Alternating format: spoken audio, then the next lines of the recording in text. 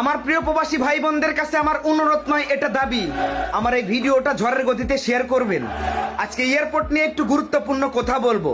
আমাদের এয়ারপোর্টের নাম হযরত শাহজালাল বিমানবন্দর। এটা কে রেখেছে? এই নাম কেটে দিয়ে চোর বাটপার চিটার আন্তর্জাতিক বিমানবন্দরের নামকরণ করা হোক। কারণ ওইখানে যারা বসে আছে তাদের মধ্যে অধিকাংশই চোর বাটপার আর বেজন্মা। এই দেশে প্রবাসীদের কি কোনো অবদান নেই? প্রবাসীরা কি দেশের জন্য কিছুই করে না? তাহলে প্রবাসীরা কেন নির্যাতন হচ্ছে এয়ারপোর্টে?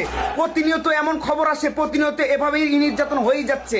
আমরা কোনো প্রতিকার পাচ্ছি না, আমরা কোনো এটার নিষ্পত্তি পাচ্ছি না। আমরা কিন্তু এত সহজে এটা ছেড়ে দিব না। এবার আঙ্গুল বাঁকা করব, সোজা করে আসলে ঘি উঠবে না। আমরা প্রবাসীরা বিদেশ থেকে কি নিয়ে যাই?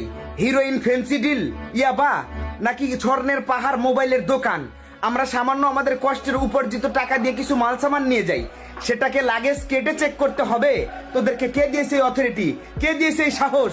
আমাদের কষ্টের উপার্জনের টাকা দিয়ে কেনা ব্যাগ তোদেরকে কেটে দেখতে হবে? 2 কোটি প্রবাসী আমরা প্রবাসী আছি। আমাদের দেশে 2 কোটি প্রবাসীদের পরিবার আছে। প্রত্যেকটা প্রবাসী পরিবারের কাছে আমার অনুরোধ থাকবে, প্রত্যেকটা ঘর ঘর থেকে 2 জন করে মানুষ এয়ারপোর্টে যাবেন। এয়ারপোর্টে যত পুরোনো কর্মচারী আছে, ঝাড়ুদার থেকে শুরু করে বড় অফিসার পর্যন্ত, প্রত্যেককে পিটিয়ে এয়ারপোর্ট থেকে বের করতে হবে।